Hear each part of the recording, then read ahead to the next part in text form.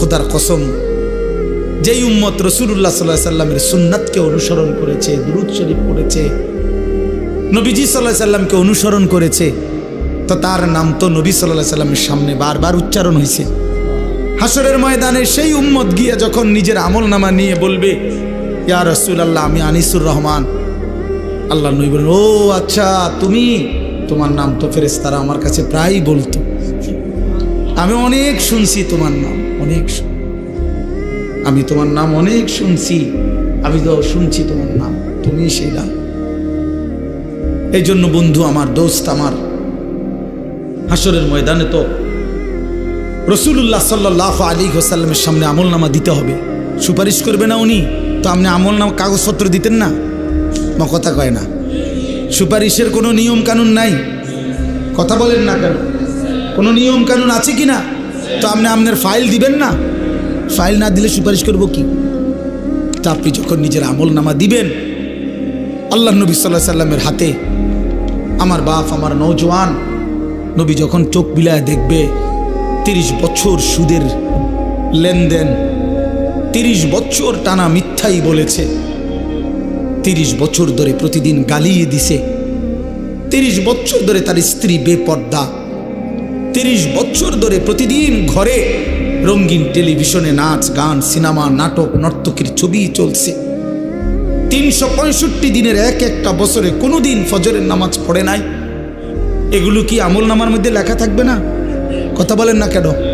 আল্লাহর কসম নবীজি, আমরা উর্দু কিতাবে পড়ছি, নবী তখন এরকম আমল নামা উম্মতের দেখে খোদার কসম নবীজি হাসরের ময়দানে চোখের পানি ফেলে দিবে, কাঁদবে, আর আল্লাহর নবী বলবে, উম্মত, আমি সেই নবী, 23টা বছর যে আমি তোদের জন্য কেঁদেছিলাম, এশার নামাজের পরে দাঁড়াইছি ফজরের আজান পর্যন্ত, এক দাঁড়ানোতে চোখের পানি ফেলছি, আর তোদের জন্য আমি আল্লাহর কাছে গুনাহ মাফ চাইছি। আমার হাত্তা তাওয়াররামাত কাদামাহু, আম্মা জান আয়েশা বলে, অসংখ্য রাত নবীজি কাঁদতে কাঁদতে, দাঁড়িয়ে থাকতে থাকতে আমি আয়েশা দেখছি নবীজির 2টা পা মোবারক ফুলে ফুলে গেছে। আমি এত কাঁদলাম, তাইলে উম্মত কার জন্য? আমার তায়েফের রক্তে সারা দেহ রক্তাক্ত হয়ে আমার পায়ের জুতা আর পা রক্তে জমাট বাইধা গেছে, আমার জুতা আমি খুলতে পারতেছিলাম না, আমি ক্ষুধার কষ্টে পেটে 2টা পাথর বাঁধছিলাম, আমি উহুদের দান শহীদ করা রক্তে উহুদের জমিনে আমি পড়েছিলাম, আমার ঘরের চুলায় 3 মাস আগুন জ্বলে নাই। দোস্ত আমার, বন্ধু আমার, নবী জিজ্ঞেস করবে, উম্মত, এত রক্ত, এত চোখের পানি, এত ক্ষুধার কষ্টের আমার 23 বছরের বিনিময়ে এই আমলনামা, এই আমলনামা? তুমি না আমার শ্রেষ্ঠ উম্মত, আমি না শ্রেষ্ঠ নবী? তা আমি এই আমলনামা নিয়ে কেমনে মালিকরে দেখাবো? আমি কেমনে দেখাবো যে আল্লাহ, আয়ে মাওলা, এটা আমি শ্রেষ্ঠ নবীর শ্রেষ্ঠ উম্মতের আমলনামা, এটা কিভাবে দেখাবো? এই জন্য আমরা এই কিতাবে পড়ছি উর্দুতে, যে নবী তখন বলবে, উম্মত, তুমি আমার এত বড় বেইজ্জতি কেমন করবে? আজ হাসরের ময়দানে তুমি আমার উঁচা মাথা ছোট করে দিলা উম্মত। আমি তো এমনটা আশা করি নাই, আমি তো এমনটা আশা করি নাই। আমি তো 23টা বছর কোনোদিন ঠিক মতো খাই নাই, ঘুমাই নাই। আমি তো 23টা বছর দুয়ারে দুয়ারে ঘুরছি, কभी আরশ पर कभी फरश पर, कभी उनके दर कभी दर बदर, गमे आशिकी तेरा शुक्रिया, मैं कहाँ कहाँ से गुजर गया। কই থেকে কই ছুটছি, কখনো হাটে, কখনো ঘাটে, কখনো মাঠে, কখনো বাজারে, কখনো একজনকে, কখনো 10 জনকে ধাক্কা দিছে, উটের পোঁছা নারী বুড়ি আমার পিঠে চাপায় দিছে, আবু লাহাব আমারে গামছা দিয়া ধরে টাইনা কাবা ঘরের সীমানার থেকে টেনে বের করে দিছে, আবু জাহেল আমারে ধাক্কা দিতে দিতে খানায় কাবার সীমানার থেকে বের করে দিছে। আমি এত অপমান সইলাম, এত বেইজ্জতি সইলাম, আমি এত পাথরের আঘাত সইলাম, বিনিময় উম্মত তোদের কাছে আমার এই কলিজা ছেঁড়া রক্ত ভেজা দিন দিয়ে গেলাম, ইসলাম দিয়ে গেলাম, কোরআন দিয়ে গেলাম, সবকিছু এভাবে ছুঁড়ে ফেলে দিছ।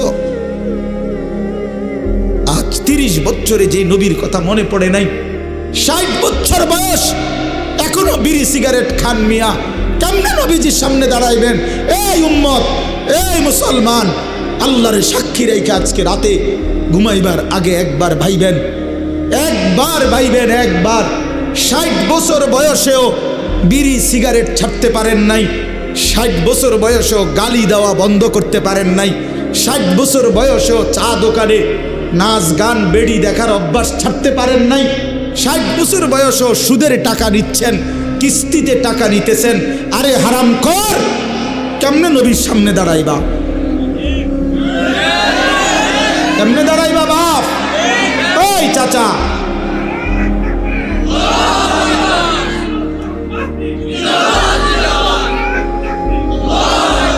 কেমনে দাঁড়াইবা বাপ? কেমনে দাঁড়াইবা? চাচা কেমনে দাঁড়াইবেন? কি মনে করছেন সুপারিশ? হাসরের ময়দানে নবীর সুপারিশ কি মামুর বাড়ি নাকি? এটা সাহাবন মনে করছেন আপনি? হ্যাঁ, আপনি কি ভাবছেন এটা? আপনি বিড়ি খাইতে খাইতে বেহেশতে যাবেন গা? হ্যাঁ, আপনি সুদ খাইতে খাইতে বেহেশতে যাবেন গা? আপনি কিস্তি উড়াইতে উড়াইতে বেহেশতে যাবেন গা? খামখেয়ালি মনে করছেন এটা? আখেরাত খামখেয়ালি?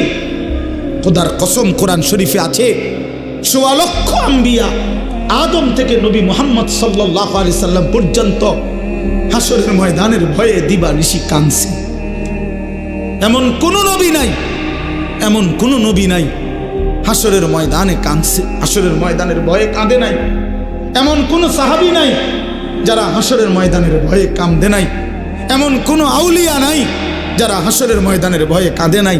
নাহলে আউলিয়া কেরাম কাঁদছে কি লেগা? বাতের লেগা, চিরা বই বনের লেগে কাঁদছে কিসের জন্য? আল্লাহ হাসরের ময়দানে মাফ করে দিয়েন, আখেরাতে মাফ করে দিয়েন, কবরের আযাব মাফ করে দিয়েন, এই জন্য কাঁদে নাই। তো ওনারা কাঁদলেন কেন? ওনারা কাঁদলেন কেন? 24 ঘন্টা নেক আমল করার পরেও 5 ওয়াক্ত নামাজ পড়লেন, হালাল হারাম বাইসা চললেন, বউ বাচ্চারে পর্দা পুশিদায় রাখলেন। এত কিছুর পরেও সমস্ত আম্বিয়া কেন কাঁদলেন? সমস্ত সাহাবা কেন কাঁদলেন? সমস্ত আউলিয়ায়ে বুজুর্গানি দিন কেন কাঁদেন? কেন কাঁদেন আপনি বুঝেন না? হাসরের ময়দান খামখেয়ালি? কথা বলেন না কেন? ওনারা কাঁদে আমল করার পরে, আর এবড়া সাদওয়ানে বইয়া বইয়া গপ মারে, এবড়া লম্বা লম্বা কথা কয় সাদওয়ানে, অমুকের ইমান নাই, তমুকের আকিদা বালা নাই, অমুকের। আরে বাপরে, সাদওয়ানে বইয়া বিড়ি খাইতে খাইতে কয় ভালো মানুষ তো নাই করতে না, না চাচা, ভালো মানুষ থাকবো করতে? ভালো মানুষের শেষ ব্যক্তি তো আমনে, পৃথিবীর সর্বশেষ ভালো ব্যক্তি তো আমনে। এই যে বিড়ি খাই না কাকু, আমনেই শেষ ভালো। এই আমনে আরি যে বেটার কাছে বিড়ির গন্ধে কাছে যাওয়া যায় না, আমনে পৃথিবীর সর্বশেষ ভালো ব্যক্তি। কোনো কারণে পৃথিবীতে আমনে যদি মইরা যান তো কিয়ামত সাথে সাথে ইসরাফিল ফু দিয়ে এলো, কারণ এরপরে আর ভালো মানুষ আইব করতে। এবারটাই তো শেষ, এবারটাই তো সাদওয়ানে বইয়া সিদ্ধান্ত দিয়ে দিছে ভালো মানুষ তো নাই করতে। টেলিভিশন চায়, টেলিভিশনের দিকে তাকায় তাকাইয়া কয় আস্তাগফিরুল্লাহ আস্তাগফিরুল্লাহ। কি তো কি শুরু হইলো দেশটার মধ্যে? আমি বলছি একদিন রে চাচা, আপনি যেটি চাইতে আছেন এটি শুরু হয়েছে। কি শুরু হয়েছে মানে? নাটক শুরু হয়েছে, সিনেমা শুরু হয়েছে, আরে বেডির নাচ শুরু হয়েছে, আরে আর কি তা? এটা নিয়ে আস্তাগফিরুল্লাহ, টেলিভিশনের দিকে চাইয়া চাইয়া নিয়ে আস্তাগফিরুল্লাহ।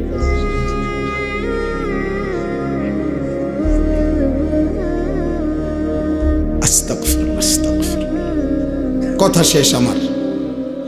আমার বলার উদ্দেশ্য হলো, আমি আপনাদের কাছে এতটুকুই বুঝাইতে চাইছি।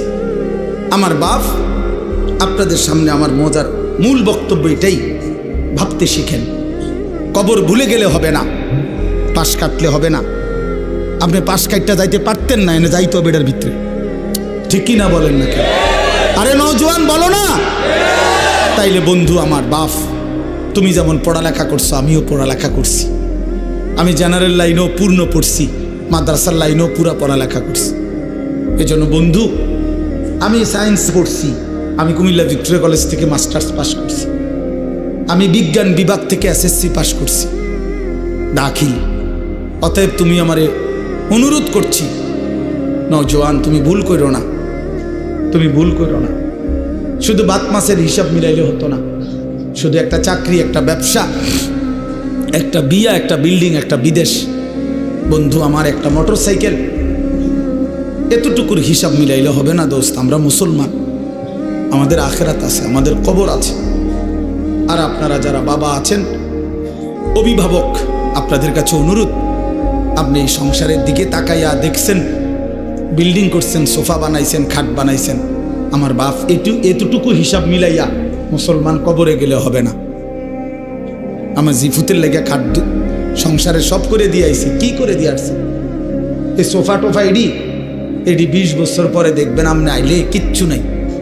20 বছরের মাথাত কবর থেকে আইসা যদি দেখেন আমনের বানানো ফার্নিচার, একটা বদনাও, একটা লোডা ঘরের মধ্যে নাই, এটি সব ফালাই দিছে। এগুলো আর এখন চলে না। জিঙ্গাইলে কইব দাদা ঠিক আছে আপনি বানাইছেন যত্ন করে, কিন্তু ওই মডেল এগুলো এখন আর চলে না, এগুলো আমরা ফেলে দিছি আরো 5-7 বছর আগে। যদি আপনি আইবেন জানতাম কবর থেকে, তাহলে না ওই টাঙ্গায় রাখতাম। কথা বুঝছেন? আসলে কি ফেলে দিবে এগুলো, দুনিয়া ফেলে দেয়, আপনার সন্তানই ফেলে দিবে, আপনার নাতি নাতনি দুনিয়া ফেলে দিবে। অতএব আমাদের জিন্দিগি আখেরাত। আমাদের জিন্দিগি কি বলেন? মোমেনের জীবন আখেরাত, মোমেনের হায়াত আখেরাত, মোমেনের রাত আখেরাত, মোমেনের দিন আখেরাত, মোমেনের হাসি আখেরাত, মোমেনের কান্না আখেরাত, মোমেনের স্বপ্ন আখেরাত, মোমেনের কল্পনা আখেরাত, মোমেনের পরিকল্পনা আখেরাত।